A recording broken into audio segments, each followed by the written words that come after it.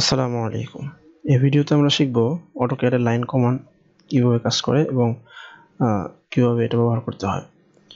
তো line command নিতে হলে আমাদের দুইটা পদ্ধতি আছে, সেটা হচ্ছে এক কিবোর্ডের মাধ্যমে অথবা মাউস দিয়ে সরাসরি ক্লিক করে। কিবোর্ডের মাধ্যমে যদি আমরা লাইন কমান্ড নিতে চাই তাহলে সিম্পলি এল লিখে এন্টার দিতে হবে, তাহলেই হয়ে যাবে। তো আমরা এল লিখে এন্টার চাপ দিই, তাহলে আমাদের লাইন কমান্ড নেওয়ার জন্য মাউসটি রেডি হয়ে গেছে। তো একই রকমভাবে যদি আমরা মাউসের মাধ্যমে নিতে চাই তাহলে সেক্ষেত্রে কি করতে হবে, আমি এটা এঁকে দিই এস্কেপ চাপ দিয়ে।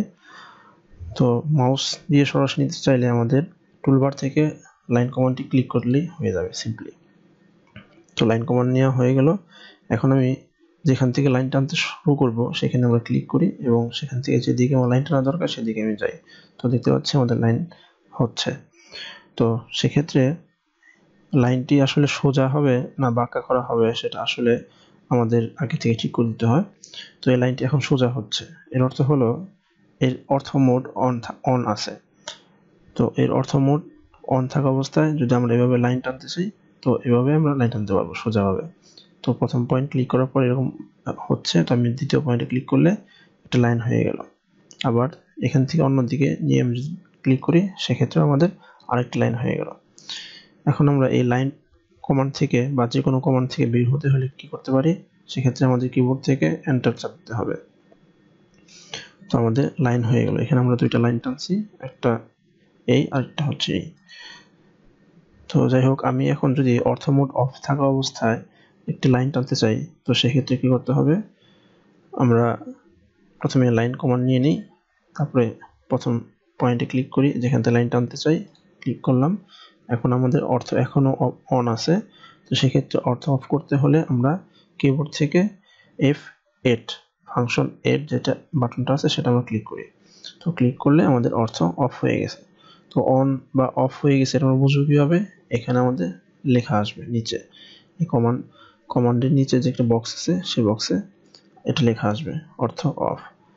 তো যাই হোক, এটা আমরা কিবোর্ড দিয়ে অন অফ করতে পারি অথবা নিচে এই অর্থ যে বাটনটি আছে এটা দিয়ে আমরা, এখানে যে অর্থ বাটনটি আছে সেটা দিয়ে আমরা অন অফ করতে পারি। তো এখানে আমরা যদি সিম্পলি আবার ক্লিক করি তাহলে আবার অর্থ অন হয়ে গেল, এখন আবার সোজা লাইন হচ্ছে। আবার যদি এখানে ক্লিক করি তাহলে এটা অফ হয়ে যাবে। তো এখন আমরা এইভাবে ক্লিক করে করে লাইন টানতে পারি। এরপর আমাদের লাইন টানা শেষ। এখন আমরা এন্টার বাটন ক্লিক করে কমান্ডটি বাতিল করলাম। তো এটি ছিল লাইন কমান্ডের বেসিক।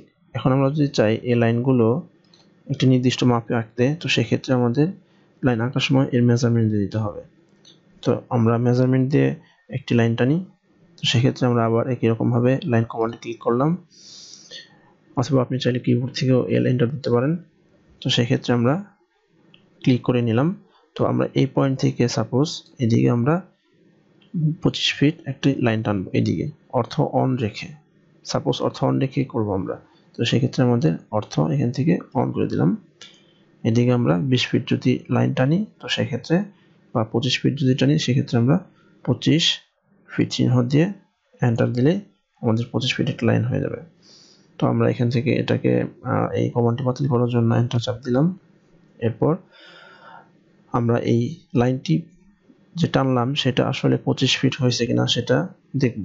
তো সেটা দেখার জন্য একটি টুল আছে এখানে ডান পাশে, লিনিয়ার। আপনার কম্পিউটারে আপনার টুলবারগুলো যেখানে যেভাবে সাজানো আছে আপনি সেভাবে করে নিতে পারেন সেখান থেকে, অথবা চাইলে আপনি আমার মতো করে সাজিয়ে নিতে পারেন।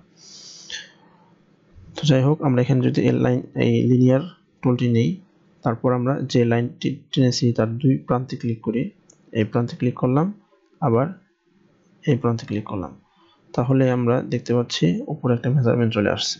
আমরা আরেকটি ক্লিক করি। এখন মাউসের যে হুইল বাটনটি আছে সেটা যদি ঘোরাই তাহলে এটা জুম হবে। তো জুম করে দেখতে পাচ্ছি আসলে এটা আমরা 25 ফিট নিতে পারছি। তো যাই হোক, এভাবে আমরা নির্দিষ্ট মেজারমেন্টে আমরা লাইন টানতে পারবো। তো এই ছিল লাইনের বেসিক। ধন্যবাদ সবাইকে।